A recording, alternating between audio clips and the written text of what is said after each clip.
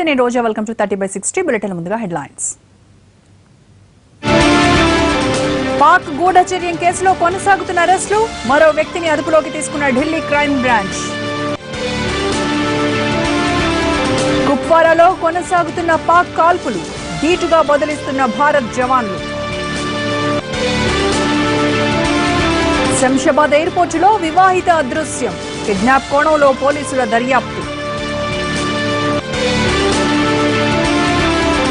అనంతపురంలో అదుపు తప్పి బోల్తా పడ్డ వ్యాను, ఇద్దరి మృతి, మరో ఇద్దరికి తీవ్ర గాయాలు.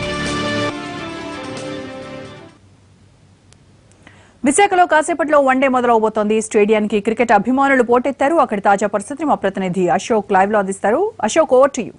విశాఖ క్రికెట్ స్టేడియం అభిమానులతో కోలాహలంగా సందడిగా నెలకొందని చెప్పుకోవచ్చు. మరికొద్ది సేపట్లో న్యూజిలాండ్ అలాగే భారత్ మధ్య సాగబోతున్న డూ ఆర్ డై మ్యాచ్ ని తిలకించేందుకు పెద్ద ఎత్తున అభిమానులందరూ కూడా స్టేడియం వద్దకు చేరుకున్నారు. ఇప్పుడు మనతో పాటు ఇక్కడ చూస్తే కనుక పెద్ద ఎత్తున అభిమానులందరూ కూడా ఉన్నారు. ఈ మ్యాచ్ లో ఇండియా విన్ అవుతుందని కూడా వీళ్ళందరూ కూడా ధీమాగా ఉన్నారు. ప్రధానంగా చూస్తే కనుక ఇప్పటికే 5 వన్డేల సిరీస్ లో చెరో 2 మ్యాచ్లతో గెలిచి అటు ఇండియా గానీ ఇటు న్యూజిలాండ్ గానీ ఇద్దరు ఈ మ్యాచ్ లో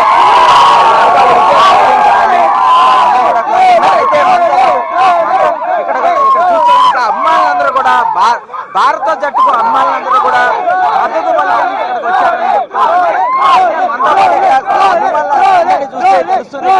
వీళ్ళందరూ కూడా ఎంతో సందడి నెలకొన్న వాతావరణం ఉంది, పరిస్థితి ఉందని చెప్పుకోవచ్చు. అయితే ఇక్కడ మనతో పాటు కొంతమంది ఉన్నారు, వారిని అడిగి తెలుసుకుందాం. అయితే ఎలా ఉండబోతుంది అనుకుంటున్నారు మ్యాచ్? ఎవరు బాగా ఆడతారు అనుకుంటున్నారు? ఈరోజు రోహిత్ శర్మ ఆడతాం అనుకుంటున్నామండి. ఎందుకంటే ఈ సిరీస్ లో 4 సిరీస్లు ఒక్కటి కూడా ఆడలేదు. ఈ సిరీస్ బాగా గెలవడానికి రోహిత్ శర్మ ఈ రోజు బాగా ఆడుతుంది అనుకుంటున్నామండి. ఎందుకంటే తన ఇక్కడ ఎప్పుడన్నా కలిసి వచ్చిందండి. అలాగే విరాట్ కోహ్లీ కూడా 3 వన్డేస్ లో కూడా బాగా పెర్ఫార్మ్ చేశాడు. I think Virat Kohli also today will hit a century. I hope India will win the series.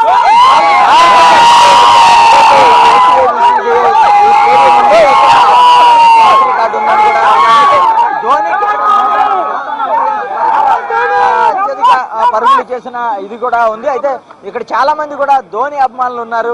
చెప్పండి, ఈ మ్యాచ్ లో ధోని గత 3వ మ్యాచ్ లో కూడా చాలా బాగా ఆడారు. ఈ మ్యాచ్ లో కెప్టెన్ ఇన్నింగ్స్ ఆడి ఈ సిరీస్ ని మనకే కైవసం చేస్తాడని ఆశిస్తున్నాను. నీ ఫేవరెట్ ఎవరు బాగా ఆడతారు? చూస్తే కనుక ఈ మ్యాచ్ లో ధోని అలాగే కోహ్లీ, రోహిత్ శర్మ కూడా అద్భుతంగా ఆడతారని అన్నారు. ఇప్పటికే ఈ గ్రౌండ్ పరంగా చూస్తే కనుక అటు ధోనితో పాటు రోహిత్ శర్మ కూడా ఇక్కడ 2 సెంచరీలు చేశాడు. గతంలో కూడా ఆ 2 సెంచరీలు చేసిన మ్యాచ్ లో కూడా విజయం సాధించారు. మరోవైపు సెకండ్ బ్యాటింగ్ కూడా 200 సెకండ్ బ్యాటింగ్ కి దిగినా సరే రోహిత్ శర్మ, కోహ్లీ, ధోనీలు అద్భుతంగా గెలిపించే అవకాశం ఉందని కూడా చెప్పారు. మొత్తానికి మరికొద్ది క్షణాల్లో మ్యాచ్ ప్రారంభం కాబోతున్న సందర్భంలో అభిమానులందరూ కూడా ఇక్కడ కోలాహలం నెలకొందని చెప్పుకోవచ్చు. చెప్పండి, ఎవరు బాగా ఆడే అవకాశం ఉంది? మీ అభిమాని క్రికెటర్ ఎవరు? రికార్డు MS ధోనికి ఉంది. MS ధోని మళ్ళీ ఆ రికార్డు ని మళ్ళీ అతనే ఇక్కడ ఉండేది. ఒక MS ధోనికి రికార్డు ఉంది. MS ధోని విశాఖపట్నం అంటే MS ధోని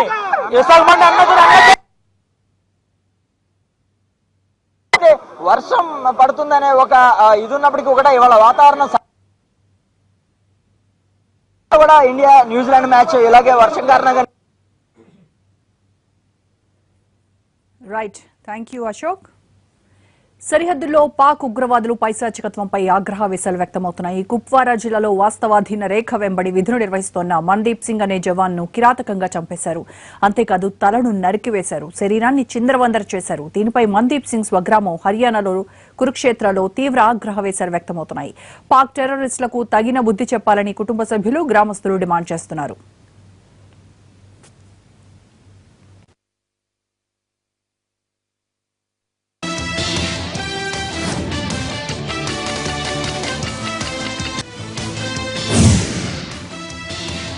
అటు మందీప్ సింగ్ ఇక లేడన్న విషయాన్ని అతని కుటుంబం జీర్ణించుకోలేకపోతోంది. టెర్రర్ అటాక్ లో చనిపోయాడన్న వార్త తెలియగానే ఆయన భార్య, ఇతర కుటుంబ సభ్యులు కన్నీరు మున్నీరవుతున్నారు.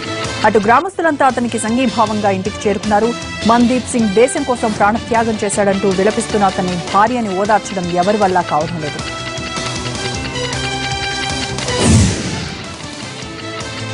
సరిహద్దులో ఉగ్రవాదుల దాడిలో చనిపోయిన బీఎస్ఎఫ్ జవాన్ సందీప్ సింగ్ మృతదేహం ఆయన సొంత రాష్ట్రమైన ఉత్తరాఖండ్ చేరుకుంది. ఈ సందర్భంగా డెహ్రాడూన్లోని సందీప్ కు పలువురు ఘన నివాళులర్పించారు. సీఎం హరీష్ రావత్ సైతం సందీప్ కు నివాళులర్పించి అంతిమయాత్రలో పాల్గొనడం విశేషం.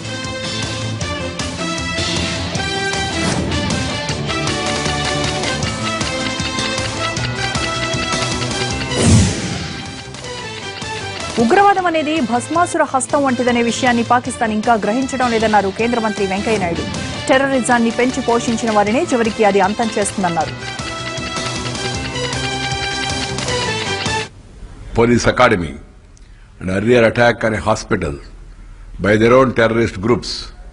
Terrorism is like a Bhasmasura. It will eat at the end of the day the people who encourage it initially. This is what is happening in Pakistan. You should realize its folly, stop aiding, abetting, funding, training terrorists, and then walk the talk. That is the assurance given by former President of Pakistan, General Pervez Musharraf. And Pakistan, every day, for no reason, is provoking our border security forces.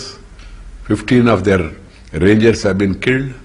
Earlier, Indian Army has to take a step for a preventive measure to cross the LOC and then destroy some of the training camps and killing number of people.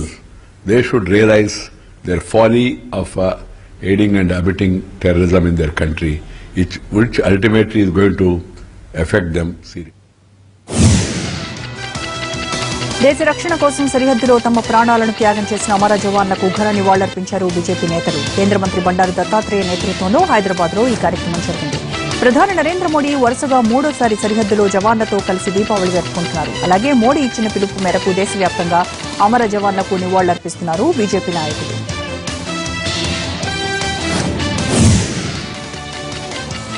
Hussain Sagar నాలా విస్తరణ కోసం పేదల ఇళ్లను కూల్చొద్దంటూ ఆందోళనకు దిగింది Bharatiya Janata party. నాలాల విస్తరణను వ్యతిరేకిస్తూ 14 బస్తీల్లో BJP నాయకులు పాదయాత్ర చేశారు. తెలంగాణ బీజేపీ అధ్యక్షుడు లక్ష్మణ్, మాజీ అధ్యక్షుడు కిషన్ రెడ్డి తదితర నేతలు ట్యాంక్ బండ్ నుంచి ఇందిరా పార్క్ వరకు ర్యాలీ తీశారు. అనంతరం ఇందిరా పార్క్ దగ్గర ధర్నాకు దిగారు.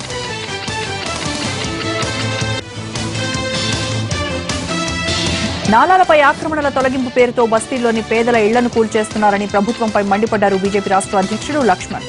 ఈ రోజు ఉదయం నుంచి 14 బస్తీల్లో పాదయాత్ర చేశారు. పాదయాత్రకు సంబంధించి మరిన్ని వివరాలు మా ప్రతినిధి రాజు అందిస్తారు. హైదరాబాద్ లో నాలాల దగ్గర ఉన్నటువంటి ఇళ్లను అక్రమంగా కూలుస్తున్నారంటూ బీజేపీ అధ్యక్షుడు లక్ష్మణ్ పాదయాత్ర చేపట్టారు. ఇప్పటికే వైజ్రాయ్ హోటల్ నుంచి సాగుతున్నటువంటి పాదయాత్ర ప్రస్తుతం ముందుకు సాగుతూనే ఉంది. ఏదైతే పేద ప్రజల ఇళ్లను అనవసరంగా చేస్తున్నారంటూ ఆయన ఆందోళన విధంగా ఇప్పుడు ఇందిరా పార్క్ వరకు సాగుతున్నటువంటి పరిస్థితి. పాదయాత్ర ద్వారా ఆయన ముందుకు పోతూనే ఉన్నారు. ఒకవైపు పాదయాత్రలో పెద్ద ఎత్తున అటు ఏదైతే స్థానికంగా ఉన్నటువంటి జనం ఉన్నారో వాళ్ళంతా కూడా పెద్ద ఎత్తున ఇక్కడికి రావడము, లక్ష్మణ్ చేసినటువంటి పాదయాత్రకు జనమంతా కూడా పెద్ద ఎత్తున ఆయనకు స్వాగతం పలుకుతూ ఇక్కడ ఉన్నటువంటి అక్రమ కూల్చివేతలను వెంటనే అరికట్టాలంటూ ప్రభుత్వంపై ఒత్తిడి తెచ్చేందుకు వాళ్ళు చేస్తున్నటువంటి పోరాటంగా మనకు స్పష్టంగా కనిపిస్తుంది.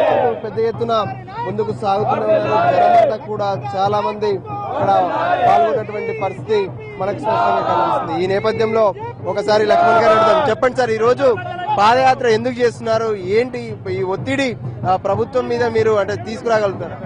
ఇవాళ ఏ బస్తీలైతే ఇవాళ నిద్రలు లేకుండా దసరా దీపావళి పండుగలు జరుపుతూ ఉన్నారో వాళ్ళందరూ కూడా భరోసా ఇచ్చడానికి, వాళ్ళందరూ కూడా సంఘీభావం వ్యక్తం చేయడానికి ప్రభుత్వం తీసుకున్న ఏకపక్ష నిర్ణయాలను తప్పుపడుతూ అన్ని బస్తీల గుండా ఈ పాదయాత్ర కొనసాగిస్తున్నాం. వాళ్ళకు భరోసా ఇస్తున్నాం.